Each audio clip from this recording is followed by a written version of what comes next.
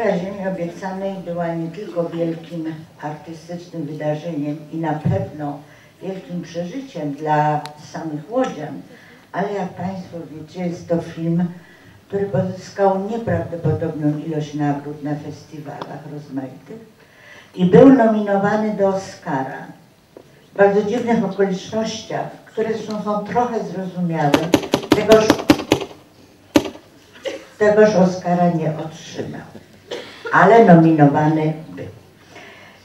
Tutaj gwoli przypomnienia scenariusz tego filmu Andrzej Wajda sam pisał w oparciu o powieść naszego noblisty Władysława Reymonta. Wiadomo, że Reymont dostał Nobla za Chłopów, nie za Ziemię Obiecaną. Natomiast z latami powieść Reymonta, właśnie Ziemia Obiecana, zyskiwała coraz większe rzesze czytelników i ogromne uznanie literaturoznawców. Jeśli ktokolwiek z Państwa, zwłaszcza zwracam się do łodzian, nie czytali powieści Reymonta, bardzo do niej zachęcam. To jest taka zapoznana powieść, wielka, epicka historia o tym mieście i ludziach tu żyjących, która jest znakomicie napisana, którą czyta się niemal z wypiekami na policzkach. Wiele wątków w tej powieści, postaci w nich zawartych nie pomieściło się w dużym przecież filmie Andrzeja Wajdy, bo to było niemożliwe. Co więcej, scenarzysta tego filmu, czyli właśnie Andrzej Wajda, czytał tę powieść z całą świadomością kina, jego możliwości dramaturgicznych, rysunku postaci i dokonywał wielu zmian w samej opowieści, eliminując przede wszystkim pewne wątki postaci, które kiedy czytamy książkę też są zachwycające, ale w filmie ich nie spotkamy.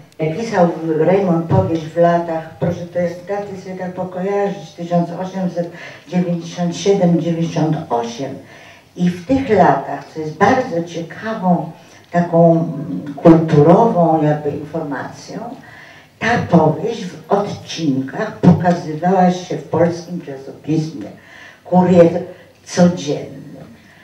To była tradycja literatury XIX-wiecznej. Sienkiewicz na przykład Ognieniem Mieczem w ten sposób produkował, zapominając czasami, co było w poprzednim odcinku, bo pisali to trochę na gorąco panowie.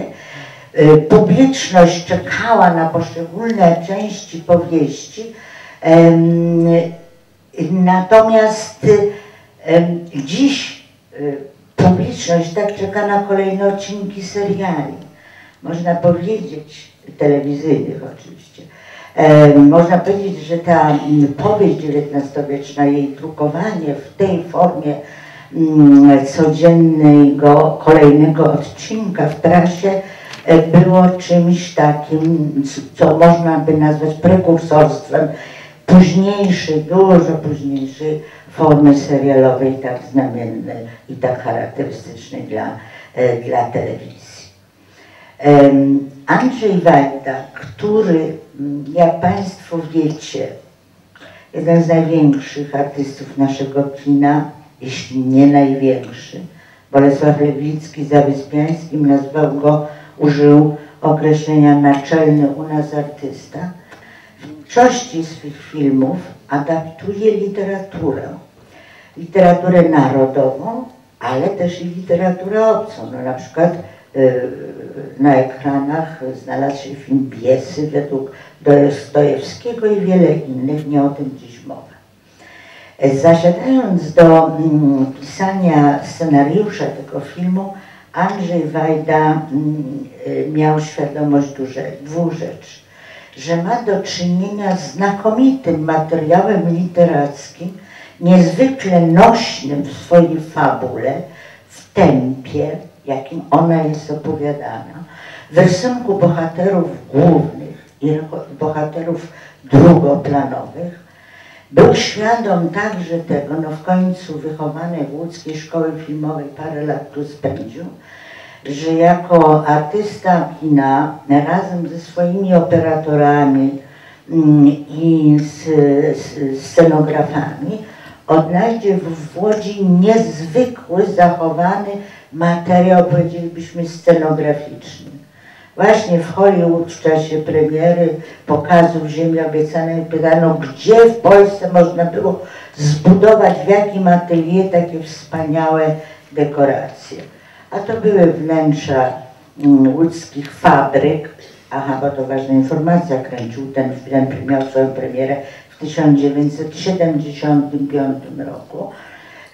Znalazł to we wnętrzach łódzkich fabryk, biur, zajezdni, ulic, zaułków, nieistniejące już i może Państwo tego młodsi nawet nie pamiętają. Mnóstwo zdjęć tego filmu pochodzi z tych wielkich zakładów wówczas noszących imię, czyli kręcił film wówczas Marchlewskiego, a gdzie dzisiaj stoi manufaktura.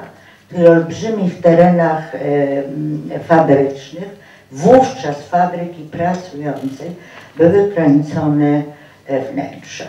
Zresztą łodzianie, patrząc na ten film, rozpoznają prawdopodobnie ulice, zaułki, parki, właśnie niektóre fabryki, no, na przykład z zachowaną do dziś dnia wielką bramą, która prowadzi do manufaktury tej obecnej, prawda, czyli ośrodka handlowo-rozrywkowego, ale także rozpoznawać Państwo będziecie wnętrza łódzkich pałaców fabrykanckich, w których w większości mieszczą się dzisiaj muzea, bądź są to ośrodki uniwersyteckie, kulturalne i inne. Także dla łodzian kontakt z filmem Andrzeja Wajdy jest jeszcze taką dodatkową przygodą, prawda, w rozpoznawaniu miejsc. Oczywiście dostosowany w momencie, kiedy Wajda swój film kręcił w 1975 roku, no, do pewnych cech epoki. Trochę smutne było to, że przodki pracujące w filmie pracowały na maszynach, które pracowały jeszcze w owym 74-75 roku. To jakby ostatni moment, w którym kino mogło uchwycić tę łódź materialną, prawda? Powieść Reymonta jest powieścią bardzo skomplikowaną literacko. Nie pora tu o tym mówić, ale na jedną rzecz chcę Państwu zwrócić uwagę. Z jednej strony jest to powieść realistyczna, z drugiej jednakowoż strony artysta ten, którego ogarniał jakiś antyindustrialny lęk. On się bał, on był przerażony miastem, który zobaczył. W związku z tym jego opisy fabryk, ulic, pejzaży miasta i ludzi w tym mieście się poruszających bardzo często odchodził od takiego realistycznego opisu, czyniąc go czasem wręcz naturalistycznym, tak, czyli tak bardzo dokładnym, na przykład w aktach brutalizmów różnych, ale z drugiej strony pamiętacie Państwo, że ten przełom XIX i XX wieku to czas, kiedy w sztuce europejskiej zaczynają pojawiać się takie prądy artystyczne jak ekspresjonizm, symbolizm, impresjonizm, a nieco później turbizm, czyli coś, co skoncentrowane jest na brzydocie świata i wykorzystuje szok czytelnika czy widza w przypadku kina, szok w reakcji na obraz takiej rzeczywistości. Mając pewne tego typu ślady w powieści, reżyser taki jak Andrzej Wajda, który znakomicie umie czytać literaturę i znajduje w niej informacje tropy, wskazania, które pozwalają mu kreować stricte filmowe sytuacje, obrazy, nastroje i klimaty, no po prostu zachwycił się tą powieścią i też wykreował film, który przecież nie nazwiecie Państwo kinem realistycznym. Mimo że w nim jest tak wiele prawdy o tym materialnym kształcie miasta i o ludziach, którzy to miasto zamieszkują. Niemców, Żydów, Polaków i ten bezimienny tłum, no, nazwijmy go proletariatem, czyli wszystkich tych, którzy w owych fabrykach pracują. W związku z tym Wajda, ten jego film nie ma nic wspólnego z takim realizmem obrazowym, o czym się Państwo przekonacie. On kreuje obrazy właśnie w duchu tych wielkich stylów tamtej epoki, ale też między nami mówiąc stylu, który on sam sobie upodobał. Andrzej Wajda w wielu swoich filmach sięga po efekty ekspresjonistyczne, symboliczne, właśnie impresjonistyczne i Bóg wie kto jakich jeszcze izmów by tu szukać. Ale jednocześnie z tego wszystkiego powstaje opowieść, której dominantą jest jej siła wizualna, właśnie poprzez połączenie tych różnych, często bardzo arealistycznych obrazów. Wajda jest artystą, który lubi takie jakby uruchamianie wyobraźni widza przez gromadzenie pewnych efektów estetycznych i wizualnych. Ale ta powieść i ten film jest też znakomicie opowiedziany. Inaczej u Reymonta, nieco inaczej u Wajdy, który dla potrzeb kina musiał pewne wątki, postaci jakby połączyć w jedno, musiał nadać tej opowieści dramaturgię, dynamikę opowieści bardzo znamienną dla kina, prawda? I Państwo oceniacie, czy ta opowieść o trzech braciach łódzkich, jak się nazywają przyjaciele w tym filmie, próbujący zdobyć bogactwo poprzez budowę i eksploatację fabryki, czyli Polaka Borowieckiego, Żyda, znaczy Karola Borowieckiego, Żyda Moryca Welta i Niemca, Boże, uciekło mi w tej chwili, Niemca, Bauma, ale imię, bo nie mogłam sobie przypomnieć. Kto mi podpowie? Maxa Bauma, tak. Ta opowieść o tych trzech braciach łódzkich, tak się oni nazywali siebie, tak, którzy nie mając nic przyjechali do Łodzi, żeby zdobyć wielki majątek i ten majątek zdobywają, jak wiemy. Zdobywają go poprzez działania charakterystyczne dla całej owej wielonarodowej łódzkiej gromady Żydów i Niemców i trochę Polaków. Zwróćcie Państwo uwagę, przecież to jest Łódź czasów zaboru rosyjskiego. W tym filmie nie ma Rosjan, a nie było ich także w powieści Reymonta. Jest tam jeden śpiewający w knajpie Rosjanin, są szyldy, napisy w języku rosyjskim. Wszystko, co się dzieje w tej powieści, dzieje się na styku tych populacji Niemców, Żydów i trochę nielicznych niestety Polaków, którzy przyjechali zdobywać w tym mieście majątek i którzy rozpoczynają ten wielki taniec, jak to biblijnie można opisać wokół Złotego Cielca, czyli taniec koło pieniądza. I o ile u Reymonta to była jednak pewna replika pewnej rzeczywistości, którą on dotykał, którą ją widział wprost, opisywał na gorąco. Ta Łódź 1895 roku była tym czasem, w którym on tu mieszkał i na to patrzył.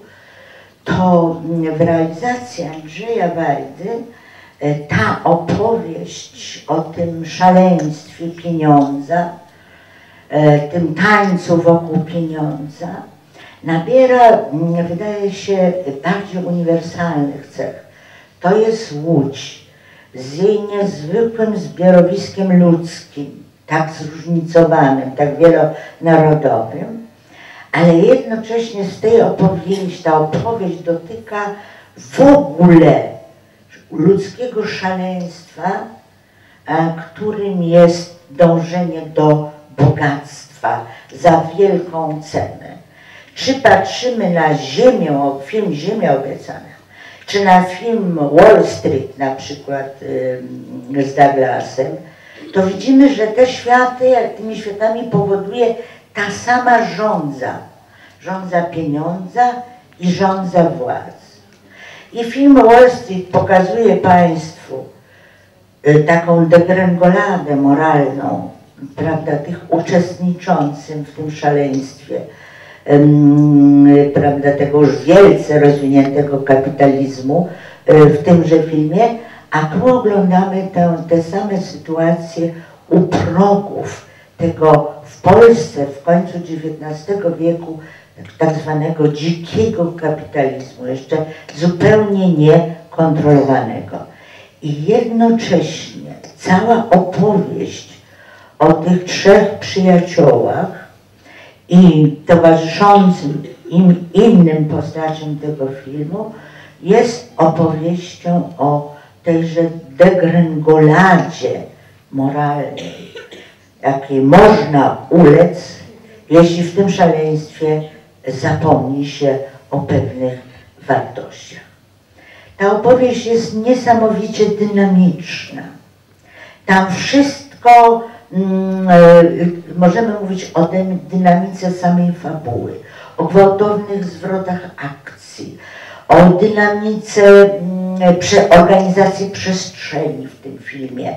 Możemy mówić o dynamice ruchu pojazdów, maszyn, ludzi kręcących się wokół tego. Ruch i jego dynamizm jest cechą tego filmu. To już było w próbach Raymonta obecne, ale tę właściwość tego szalonego miasta wówczas wydaje się, że dopiero kino mogło w wszystkich swoich elementach jakby wydobyć na wierzch.